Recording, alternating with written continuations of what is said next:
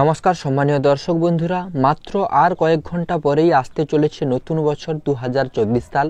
ভিডিওটি শুরু করার আগে আপনাদের প্রত্যেককে যারা বেঙ্গল টেক চ্যানেলের ভিডিও রেগুলার ফলো করেন, যারা বেঙ্গল টেক চ্যানেলের অডিয়েন্স রয়েছেন, ভিউয়ার্স রয়েছেন, সাবস্ক্রাইবার রয়েছেন, যাদের ভালোবাসায় আজকে বেঙ্গল টেক চ্যানেল প্রায় 22কে সাবস্ক্রাইবার পূর্ণ করতে চলেছে, তাদের প্রত্যেককেই বেঙ্গল টেক চ্যানেলের পক্ষ থেকে 2024 সালের অ্যাডভান্স হ্যাপি নিউ ইয়ার। আপনারা প্রত্যেকেই নতুন বছরে সুস্থ থাকুন, ভালো থাকুন এবং এইভাবে চ্যানেলের সঙ্গে যুক্ত থাকুন।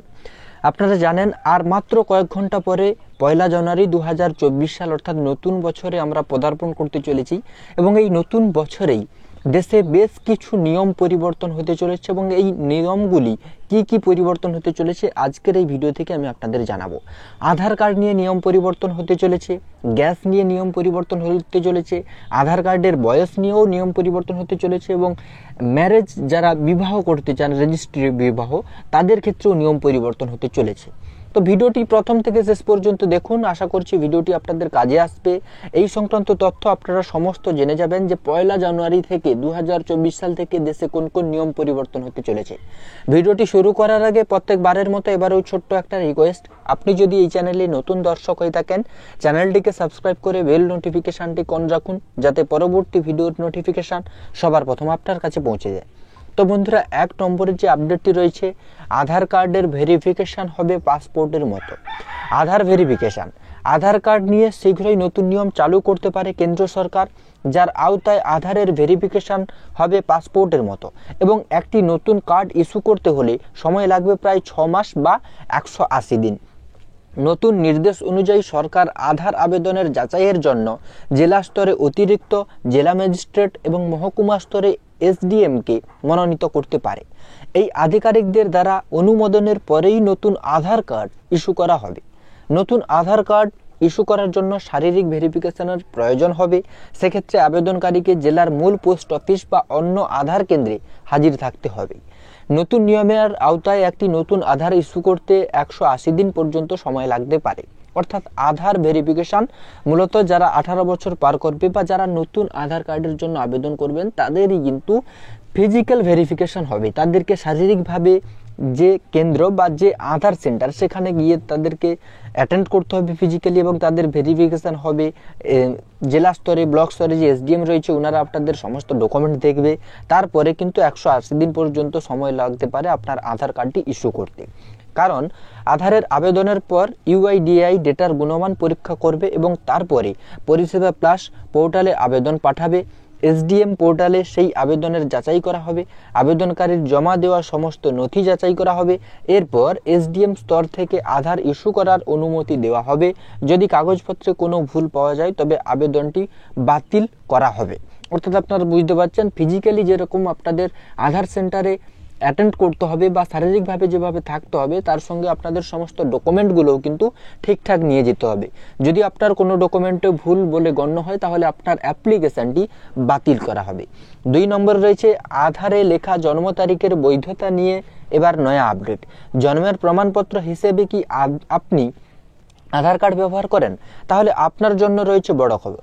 জন্ম নথি হিসাবে এখন থেকে আর ব্যবহার করা যাবে না আধার। অর্থাৎ এখন থেকেই প্রত্যেককেই জন্ম সার্টিফিকেট ব্যবহার করতে হবে, আধার জন্মের প্রমাণ হিসাবে আর দেওয়া যাবে না। ইউআইডিএআই বড় পরিবর্তন করছে নিয়মে। এখন থেকে আধারে লেখা জন্ম তারিখ আর কোথাও বৈধ নয়। ইউআইডিএআই চালু নয়া এই পরিবর্তন আনলো। 1 ডিসেম্বর থেকেই এই নিয়ম কার্যকর হয়ে গিয়েছে অলরেডি। বিষয়টি নিয়ে একটি নির্দেশিকা দিয়েছে unique identification authority of India. আধারে উল্লেখিত জন্ম তারিখ, মাস ও বছর পরিবর্তন করে অনেকেই জালিয়াতি করছে। জালিয়াতি রুখতে ইউআইডিএআই তাই আনলো নতুন নিয়ম। আধার কার্ডের উল্লেখ করা থাকবে, আধারে উল্লেখিত জন্মসাল প্রমাণ হিসাবে ব্যবহার করা ঠিক না। নতুন এই নিয়মের ফলে এবার থেকে জন্মের প্রমাণ হিসাবে আধার কার্ডের সাথে জমা দিতে হবে বার্থ সার্টিফিকেট। আধার প্রকল্পের ডেপুটি ডিরেক্টর রাকেশ বর্মা বলেছেন, স্কুল কলেজে ভর্তি থেকে শুরু করে পাসপোর্ট, সচিত্র পরিচয়পত্র হিসেবে ব্যবহার করা যাবে আধার কার্ড, কিন্তু জন্ম নথি হিসেবে পেশ করতে হবে বার্থ সার্টিফিকেট। অর্থাৎ এই 1 ডিসেম্বর 2023 থেকে কিন্তু এই নিয়মটি চালু হয়ে গেছে অলরেডি এবং 2024 সালে আগত নতুন বছরে এটি কিন্তু আরও কড়াকড়িভাবে হবে এবং প্রত্যেককে এবার থেকে জন্মের প্রমাণপত্র হিসাবে বার্থ সার্টিফিকেট দিতে হবে। গ্যাসের ইকেওয়াইসি সংক্রান্ত বদল, এর আগে 31শে ডিসেম্বর পর্যন্ত গ্যাসের বায়োমেট্রিক সংযোগের সময়সীমা নির্ধারিত ছিল, আপনারা সেটা প্রত্যেকেই জানেন এবং অনেকেই পোস্ট করেছিল যে 31শে ডিসেম্বরের মধ্যে যদি না গ্যাসের ইকেওয়াইসি করা হয় তাহলে ভর্তুকি আর পাবেন না। তো সেই সীমা কিন্তু আবার পরিবর্তন করা হলো, অর্থাৎ সেই সীমাটি বাড়ানো হলো। নতুন বছরে সেই সময়সীমা আরও বৃদ্ধি করা হয়েছে। বর্তমানে সেই সীমা বৃদ্ধি করে 31শে মার্চ পর্যন্ত করা হয়েছে, অর্থাৎ 31শে ডিসেম্বর থেকে 31শে মার্চ পর্যন্ত গ্যাসের ইকেওয়াইসি বা বায়োমেট্রিক সংযোগের সময়সীমা বৃদ্ধি করা হয়েছে। দেখুন, রেকগনিশন লাগবে, অর্থাৎ যারা রেজিস্ট্রি বিয়ে করবে বা যারা রেজিস্ট্রি বিয়ের ক্ষেত্রে এবার থেকে বাধ্যতামূলক হচ্ছে বায়োমেট্রিক। চলতি শীতের মরশুমে বিয়ে করতে হলে মানতে হবে বেশ কিছু নিয়ম। এখন থেকে রেজিস্ট্রির সময় সিগনেচার হিসেবে শুধু আঙুলের ছাপ দেওয়া নয়, পাশাপাশি চালু হচ্ছে ফেস রেকগনিশন বা রেটিনা রেকগনিশন পদ্ধতি। আধার তথ্য যাচাই করার পর বায়োমেট্রিকের নিয়ম মানতে হবে। রেজিস্ট্রি বিয়েতে গড়মিল এড়াতেই এই সিদ্ধান্ত বলে জানা যাচ্ছে। রেজিস্ট্রি বিয়ের জন্য আবেদন করার জন্য হবু দম্পতির যে কোনো একজনের বায়োমেট্রিক প্রয়োজন। বিয়েতে যে 3 জন সাক্ষী থাকবেন তাদের বায়োমেট্রিকও নেওয়া হবে, অর্থাৎ যারা রেজিস্ট্রি ম্যারেজ করে বিয়ে করতেন এতদিন শুধু সিগনেচার করেই হয়ে যেত, কিন্তু এবার থেকে আপনাদেরকে বায়োমেট্রিক দিতে হবে এবং যারা আপনাদের সাক্ষী থাকবে বিয়েতে তাদের 3 জনকেও কিন্তু বায়োমেট্রিক দিতে হবে। চতুর্থত রয়েছে নতুন সিম কার্ড নিতে গেলে নিয়ম বদল। মোবাইলে কানেকশনের ক্ষেত্রে যে বস্তুটি ছাড়া এক মুহূর্ত থাকা সম্ভব নয়, সেই সিম কার্ড নিয়ে বড় ঘোষণা করছে সরকার। 1 ডিসেম্বর 2023 থেকে কার্যকর হবে এই নিয়ম। প্রথমে এই নিয়ম 1 অক্টোবর থেকে শুরু হওয়ার কথা ছিল, কিন্তু তা 2 মাস পিছিয়ে ডিসেম্বরের মধ্যে দিন থেকেই চালু করা সিদ্ধান্ত নিয়েছে ডিপার্টমেন্ট অফ টেলিকমিউনিকেশন। দেশ জুড়ে সিম কার্ড ডিলারদের তাদের নির্দিষ্ট ভেরিফিকেশন প্রক্রিয়ার মধ্যে দিয়ে যেতে হবে, নথিভুক্ত করতে হবে সমস্ত সিম কার্ড। এই নিয়ম না মানলে 10 লাখ টাকার ফাইন করা হবে টেলিকম সংস্থাকে। পাশাপাশি পুলিশ ভেরিফিকেশনও করতে হবে বলে জানিয়েছে টেলিকম বিভাগ। অর্থাৎ যারা ডিলার রয়েছে তাদেরকে কিন্তু ভেরিফিকেশন করতে হবে এবং এই ভেরিফিকেশনের মাধ্যমে তাদেরকে কিন্তু সিম বেচতে হবে, না হলে কিন্তু 10 লাখ টাকা ফাইন এখানে দিতে হবে এই নিয়ম যদি না মানে। যাদের সিম কার্ড রয়েছে এবং নতুন সিম কার্ড নিতে যাচ্ছেন তাদের ডেমোগ্রাফিক ডেটা সংগ্রহ করতে হবে, যেমন বয়স, লিঙ্গ, ঠিকানা ইত্যাদি। পাশাপাশি প্রত্যেককে বাধ্যতামূলক আধার কার্ড ভেরিফিকেশন কেওয়াইসি করাতে হবে।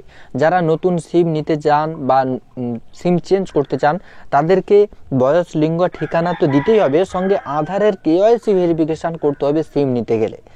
একসঙ্গে অনেকগুলি সিম কার্ড ইস্যু করা যাবে না। সিম কার্ড ইস্যুর ক্ষেত্রে নির্দিষ্ট সময় বেঁধে দিয়েছে সরকার।